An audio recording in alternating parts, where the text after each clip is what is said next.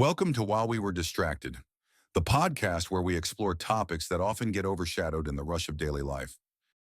Jumping right in, we've got a treasure trove of listener goodies today, all about Nikola Tesla. Articles, notes, you name it, and they all revolve around this guy's wildest ideas. Oh, we're talking about communicating with Martians, wireless power on a global scale, the works. Exactly. So, was Tesla a misunderstood genius or just plain eccentric? That's the question, isn't it? And honestly, the answer is probably a little bit of both.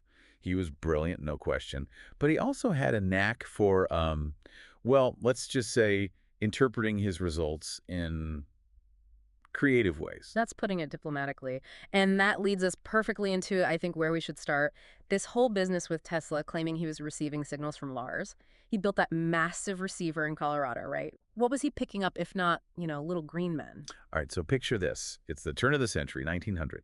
Tesla's out in Colorado with this state-of-the-art radio receiver, and he starts picking up these rhythmic signals, almost like beep, beep, beep, very regular. And naturally, he jumps to aliens. Well, he was convinced it was some sort of pattern, even claimed it was like 1, 2, 3, suggesting some intelligent code, right? But the thing is, we know today those beeps weren't Martians. Turns out, it was something even wilder. Jupiter. Jupiter. You're saying those beeps were coming from a planet? Not just any planet. We're talking about these things called kilometric, singlet, doublet, and triplet events. Essentially bursts of radio noise from Jupiter's magnetic field. Okay, you're going to have to break that down for me. Kilometric, singlets. This is starting to sound like something out of my physics textbook. Think of it this way. Jupiter is like this humongous radio transmitter blasting out these energy bursts.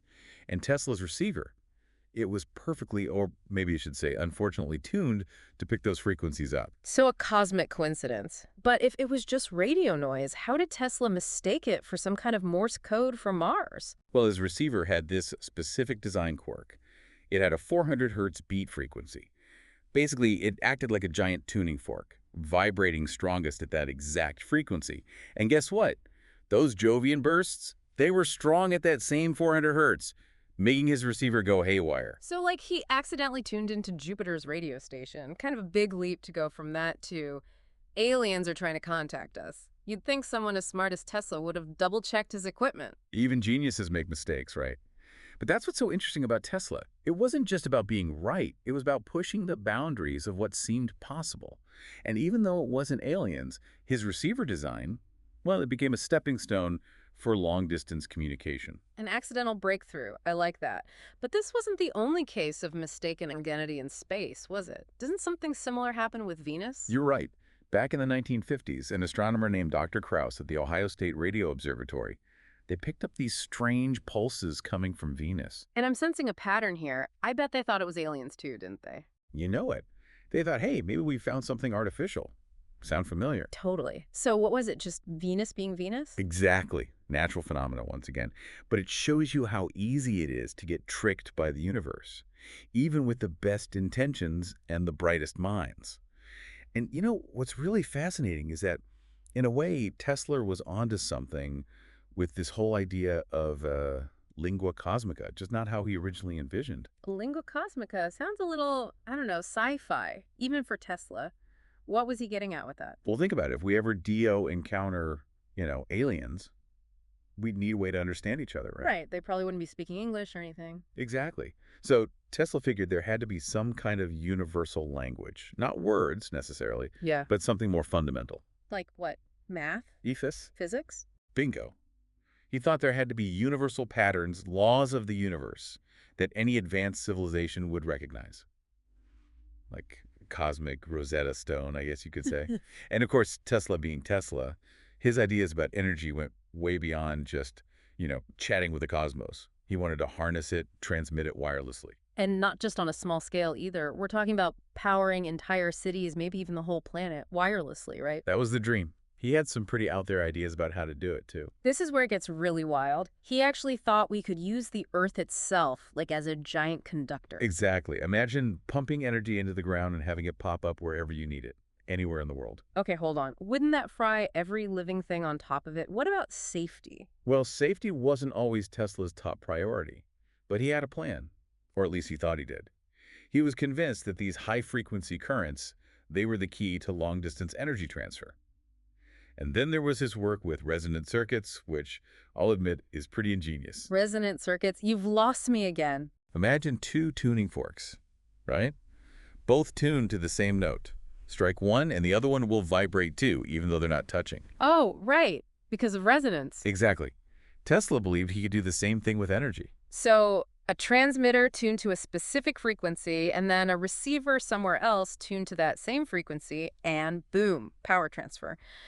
Did he ever actually build any of this? He built this huge tower, Wardenclyffe Tower. It was going to be like a prototype for his world system, wireless power and communication. But he never actually got up and running. He also claimed he could light up light bulbs wirelessly from miles away. But a lot of his notes and plans, they're lost, so it's tough to separate fact from fiction. That's a shame. Imagine if he'd figured it out. Goodbye, fossil fuels. But even if he didn't quite get there, wasn't this whole wireless power thing, wasn't he way ahead of his time? I mean, look at us now. We've got wireless phone chargers, for crying out loud. Absolutely. And all of that, radio, Wi-Fi, even those phone chargers, it all goes back to Tesla's work. But this world system thing, it wasn't just about, making life easier, was it? He had some ideas about using this tech for, let's just say, less than peaceful purposes. Yeah, this is where things get a little, I don't know, supervillain. Tesla's death ray. He really thought you could weaponize wireless power. He did. He envisioned this system, incredibly powerful, could take out enemy aircraft hundreds of miles away, called it his teleforce weapon. Yeah. But it was the whole death ray talk that really grabbed people's attention. Yeah, it does sound a little out there. So why did he want to create something like that? Well, Tesla believed that a weapon that powerful, it would actually prevent war. Prevent war by threatening everyone with instant annihilation. The logic was, if every country had this weapon, no one would dare use it. Sort of like mutually assured destruction, but with, a Tesla twist. Risky strategy, to say the least. Betting the fate of humanity on everyone playing nice. So did he ever actually try to build this thing, this teleforce? As far as we know, no full-scale prototype. He claimed he'd tested some of the parts, though. Even shopped the idea around to different governments, as the ultimate defense system. I guess the world wasn't quite ready for Tesla's unique brand of peace. But it really makes you think, right? This whole idea that amazing technology, it can be both incredible and terrifying at the same time. It's something we still wrestle with today. It definitely is. Yeah. And Tesla's whole life, his work, it's full of those contradictions. A futurist who sometimes seems stuck in the past. A visionary who could be blinded by his own ideas. And maybe that's what makes him so interesting, right? He dared to dream on a scale that most people, it's almost impossible to imagine. He might have gotten some things wrong, might have been a bit eccentric, but he changed the world. There's no denying that. Absolutely. He reminds us that real innovation means pushing boundaries, questioning everything, maybe even being a little bit crazy. That line between genius and madness, it can be pretty thin sometimes. So as we wrap up this deep dive into the mind of Nikola Tesla, what's the takeaway for you, for our listeners? We've seen how Tesla's curiosity led him to make these incredible discoveries, even if he didn't always interpret them the way we do now. He reminds us that learning, exploring, it's a journey. It's okay to make mistakes, as long as we keep asking questions, keep pushing the limits of what we think is possible. He definitely left behind a legacy of innovation that we're still inspired by today.